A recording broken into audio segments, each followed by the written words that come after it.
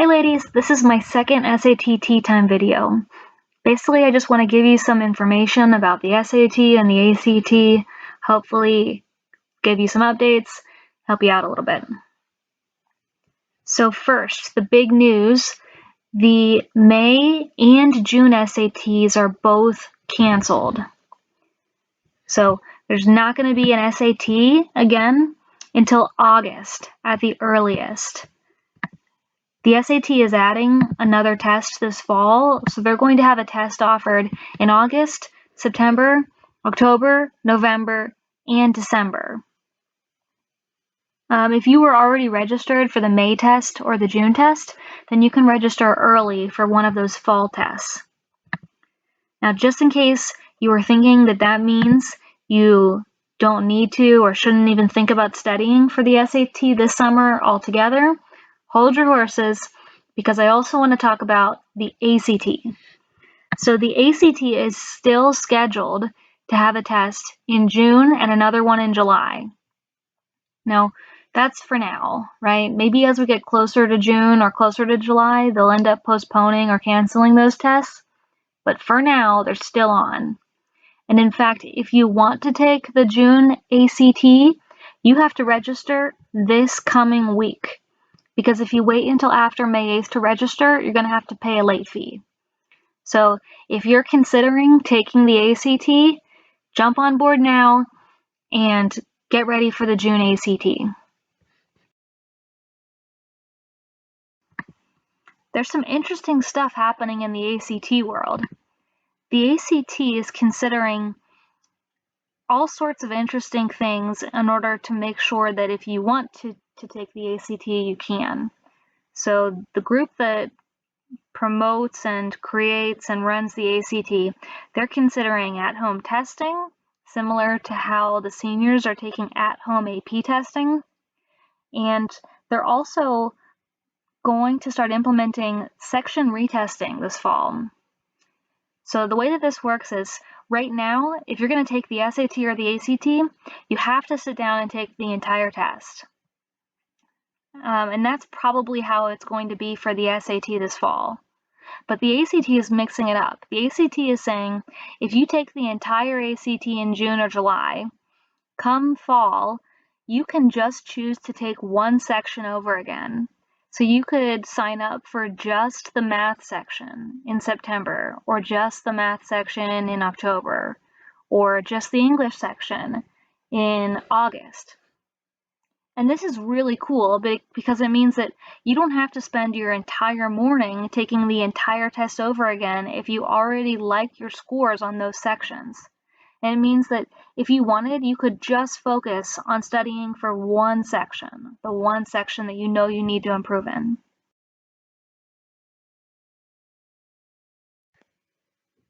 I also wanted to make sure that you knew that there's a lot changing in the overall SAT, ACT, college application world right now because of everything that's going on. Some of this is speculation, and some of this has already happened. But to keep you in the loop, there are some colleges that are going to waive the SAT or the ACT requirement altogether. It's not every college, but it means that this might be a year in which your SAT or your ACT score is not as important as it was before. At least that might be true depending on what schools you're applying to. We're also seeing that some schools are already saying that they're going to push back their application deadline. So if they typically had an early action deadline in November, maybe they'll push that back to December. And for the schools that required you to apply by January or February, those might get pushed back too. So this is going to give you a little bit more time to take the ACT or the SAT if that's important to you. If you haven't taken either of those tests yet, don't panic. They want you to know that they're going to be making allowances given everything that's going on. Also, you might be taking the ACT or the SAT at home. This is complete speculation, but depending on if we end up, opening back up again, we may or may not be able to take the SAT or the ACT at school. So those are a couple things that are potentially on the horizon.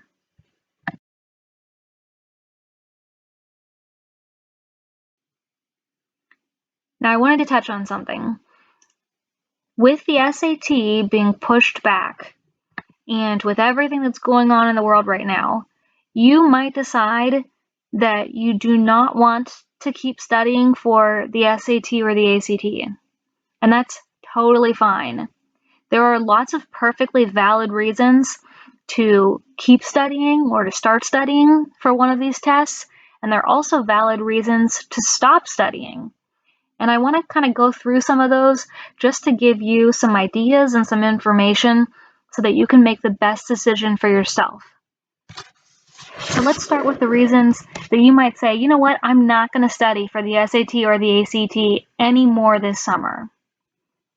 Here's a good reason. If you've already taken the SAT or the ACT and you got a score that you hoped for, that's awesome. You should feel proud of yourself and then move on. How do you know if your score is good, right, or good enough for you?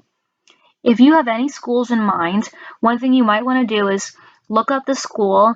Maybe it's Purdue. Look up Purdue's acceptance SATs. They'll give you the 25th percentile and the 75th percentile. And if your score is in between the 25th and the 75th percentile of admitted students, that's probably a good target school for you. And so if you're scoring in that range, you can feel pretty confident that your score is right around where you want it to be.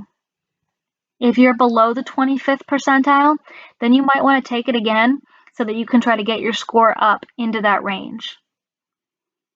Other reasons that you might decide not to study for the SAT or the ACT right now. Maybe you're super focused on something else, academic.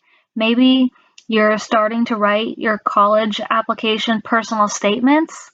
Those are super important. Maybe you want to get started right now. Maybe you're studying for an AP test. Maybe you're studying for finals. There are lots of reasons that you might put off studying for the SAT or the ACT, especially since you're probably going to have a little bit of extra time. Other reasons. Maybe you want to start studying, but later this summer. Maybe you already know you're not going to take the ACT, you're going to take the SAT, but you're not going to take it until August or September. If that's the case, you may not need to get started now. You might just want to wait until August and start then, and that's okay. And the last reason that I have up here is that you might just need a break.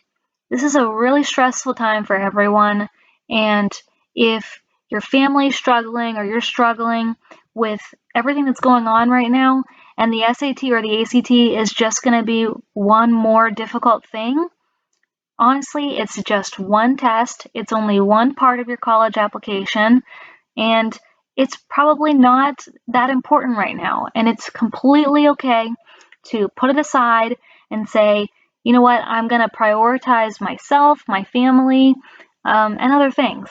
And that's perfectly acceptable. But there are some reasons that students might want to keep studying or start studying right now. So I'm going to go through those too. Maybe you want your score to go up a lot. Maybe your target school has its sort of 25th to 75th percentile range. Maybe it's a lot higher than what you're scoring on your practice tests or what you scored in an official test that you already took this spring. If that's the case, you might find that you have some extra time right now to study. And you might want to really put forth an effort to study a little bit every day or a little bit every week to try to get that score up. Also, you might not have even taken the SAT yet, and if you're just nervous about that, if you're concerned about the fact that you haven't had a chance to get an official score, maybe studying for it a little bit every day or a little bit every week is just going to make you feel better. And if that's the case, that's a great reason to study. Maybe you want to study right now because you think you're going to take the June or the July ACT. If you're going to be taking a test in June or July, now is a really good time to start studying. So if I've convinced you, if you've decided that you do want to keep studying or to start studying for either of these tests, there are so many resources out on the internet that will help you to do that. and Metro has some resources available as well. So go back and watch my other video, the first SAT Teatime video, to find a bunch of different online resources that you can use to help you. The one that I really want to highlight here is my website. So here's the website. It's writetestprep.com. And I put out at least one lesson every single week. I've got a bunch of math lessons, I've got a reading lesson and a writing lesson. They're super short videos, under 10 minutes each, but hopefully they can help you. And I also want to be able to help you individually too. So go into the survey page, take my survey, put in exactly what will be helpful for you, and always, always, always feel free to send me an email. I'll put my email address up here on the screen. Thanks for listening. Hope that you're doing okay at home. Reach out to me if there's anything that I can do to help. Take care, everyone, and talk to you soon.